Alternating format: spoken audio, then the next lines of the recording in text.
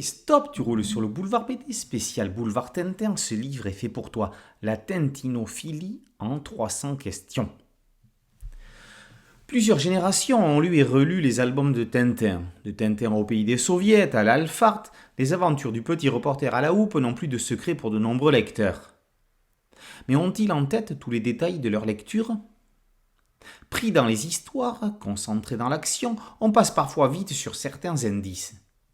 Alors, le tintinologue Patrick Meyrand lance un défi aux tintinophiles. Répondre aux 300 questions qu'il a rédigées pour vérifier leur culture sous forme de QCM, questions à choix multiples. Rangées par thématique, elles ont chacune leur réponse explicitée dans la deuxième partie du fascicule. On commence très scolairement par la géographie. Hergé a imaginé certains pays, d'autres sont bel et bien réels. Ainsi, la Sildavie et la Bordurie sortent de l'imaginaire de l'auteur, tandis que l'émir Ben Kali Shenzab habite une contrée existante. En histoire, on vous demandera quel album a été inspiré par l'Anschluss, annexion de l'Autriche par l'Allemagne, transposé ailleurs, ou bien en quel siècle les Incas, dont il est question dans le Temple du Soleil, ont été décimés. Perroquets, anacondas, araignées et autres poissons carnivores, avec roses, bois et plantes, sont au cœur de la partie faune et flore. Avec les personnages des albums, on retrouve avec plaisir Zut, Zorino et le professeur Alambic, aussi bien que les acteurs qui ont incarné Haddock ou Tintin au cinéma. Langue, art, juron, moyens de transport, sciences et techniques sont les catégories suivantes.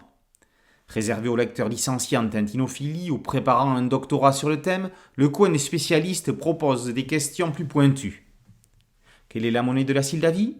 Quel est le numéro de téléphone du château de Moulinsart ? Quel est le modèle de l'hélicoptère que pilote Tintin dans l'affaire Tournesol ?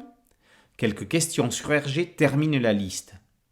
Alternant avec les QCM, quelques vrais ou faux, des listes à apparier et des chercher l'intrus permettent de varier les plaisirs.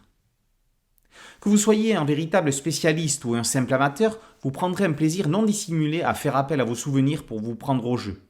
Et après ça, que faire ? Quand on a fini de lire Tintin, on peut recommencer à lire Tintin, on y trouvera toujours quelque chose de nouveau.